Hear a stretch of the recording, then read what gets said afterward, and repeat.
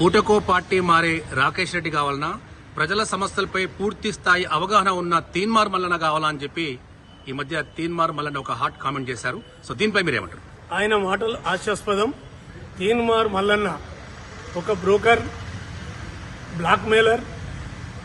వారు ఎడ్యుకేటెడ్ కాదు. ఇవాళ రాకేష్ రెడ్డితో పోల్చాల్సిన వ్యక్తే కాదు.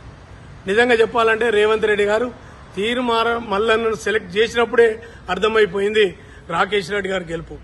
ఎందుకు అంటే తీన్మార్ మల్లన్న గురించి మనం చూసినాం. వారు ఒక యూట్యూబ్ ఛానల్స్ పెట్టుకొని అక్కడ అందరికి కూడా ఫోన్లు చేసి వాళ్ళ ప్రైవేటు నెంబర్లను కూడా డిస్ప్లే చేస్తూ నిజంగా వారందరినీ కూడా బజార్న ఈడుస్తూ చేస్తున్న కామెంట్స్ మనం వింటా ఉన్నాం. తీన్మార్ మల్లన్నకు ఎక్కడ అవగాహన ఉన్నదండి? బ్లాక్ మెయిల్ చేయడం అలవాటు. ఇవాళ రేవంత్ రెడ్డిని తిట్టిండు, అంతకుముందు కేసీఆర్ని తిట్టిండు. ఆ మాటలు ఏం మాటలు? ఒక ముఖ్యమంత్రిని పట్టుకునే మాటలు, పద్ధతి, అవగాహన నిజంగా ఒక ఎడ్యుకేటెడ్ మాట్లాడినే పద్ధతులు అయితే ఎక్కడ కనిపించలేదు. వారు మాట్లాడితే ప్రతి మాట ఒక వివాదాస్పదంగా ఉంటుంది. అదేవిధంగా రాకేష్ రెడ్డిని తీసుకుంటే పార్టీలో ఏమైనా కారణాలు కావచ్చు, వారు వెళ్ళి రావచ్చు, కానీ ఇంతవరకు ఎప్పుడు కూడా పోటీ చేసిన వ్యక్తి కాదు. తనకు ఆలోచించి టికెట్ ఇచ్చిరని మేము అనుకుంటా ఉన్నాం. వారు నిజంగా విద్యావేత్త. ఆయనకి నన్ను పోల్చడానికి వీల్లేదు. ఎందుకు అంటే అట్లాంటి వ్యక్తి తప్పకుండా గెలుస్తాడు.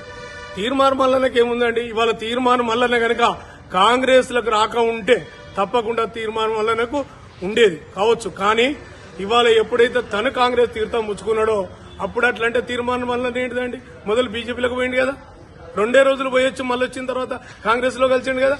ఏ పార్టీలో ఉండరండి, మళ్ళీ స్టేట్మెంట్ ఇచ్చిండు కదా. అట్లా పోల్చుకున్నప్పుడు మరి రాకేష్ రెడ్డిది ఏముంది?